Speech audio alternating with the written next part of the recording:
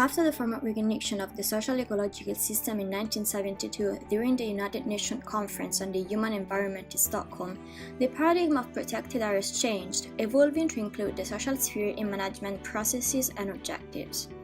This led to the new concept of a multi-layered, multidimensional and dynamic protected areas. Protected area management must indeed include both social and environmental consideration, and failures inevitably occur when one or both are not adequately considered. Consequently, this means that protected areas succeed only through the application of an interdisciplinary, participatory, and contextual approach. One example of successful protected area management is the Akaroa Marine Reserve in New Zealand.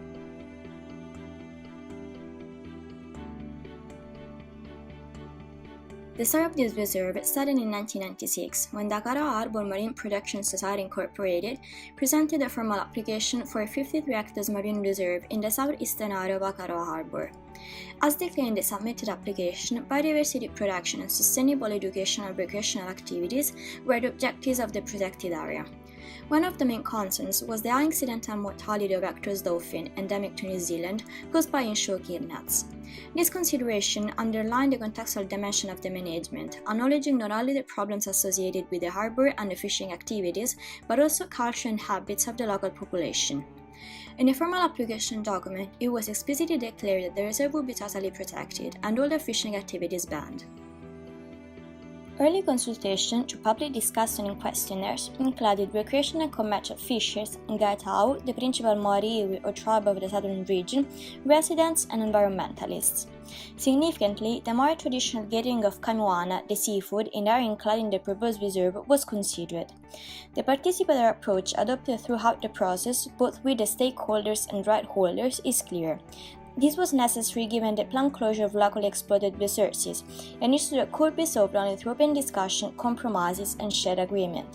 Moreover, an interdisciplinary approach was achieved through a concomitant consideration of social issues such as the local seafood gathering and ecological objectives such as the biodiversity conservation. However, despite the consultation, the process was contentious.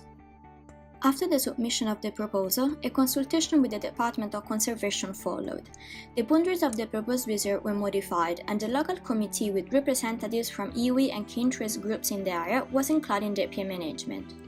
Again, the participatory approach was adopted, but in this phase, the influence of the social-political sphere in protected area planning was clear, underlying a broader interdisciplinary context and the possibility of the application of pure science. Later in 1999, the Minister of Conservation put the proposal on hold, awaiting the outcome of an application for a tagliapure in the same area. Another example of the social political issue that should be considered during the implementation process. In 2006, the process started again with another round of public notification, and from 2006 to 2013, the Minister of Conservation discussed with the applicant, Ngaitau, and other stakeholders to have a better understanding of the different objectives and concerns. The Akaroa Marine Reserve was finally approved and officially announced in 2013 and formally opened in June 2014. The Marine Reserve has a final size of 475 hectares, 10% of the total Akaroa Harbour area. The only allowed activities are scientific research and recreational visits. Despite public consultations, local users and fishermen are averse to the Akaroa Marine Reserve, considered unnecessary and over-restrictive. Other protection measures are indeed in place in the same area. However, at the time of the original proposal, none of these protection measures were in place. The evolving and changing context is another challenge faced by PA management, which should consequently be dynamic and adaptive. Since environmental interest is the main driver of Akaroa touristic activities, it is important to analyze the effects of the Akaroa Marine Reserve on tourism. Moreover, given the strict correlation of protected areas with tourism and the social-economic context, tourism is a key factor for protected area management. A local survey, which included both visitors and marine tourism operators, underlined the positive impacts of the protected area on both groups. Given the high importance attributed to Hector's dolphin and other marine life sightings as reason to visit Akaroa, 19% of visitors were influenced by the Akaroa Marine Reserve in the decision to purchase or book marine touristic activities. Sean and colleagues also underlined the associated ecotourism education effect, which includes an increase in visitor understanding and knowledge of marine production and the promotion of conservation values. Most tourism operators, likewise, perceive the protection plan as beneficial and some even necessary for their business. Local operators are indeed aware that their business is strictly dependent on the presence of the local fauna and the preservation of an healthy ecosystem.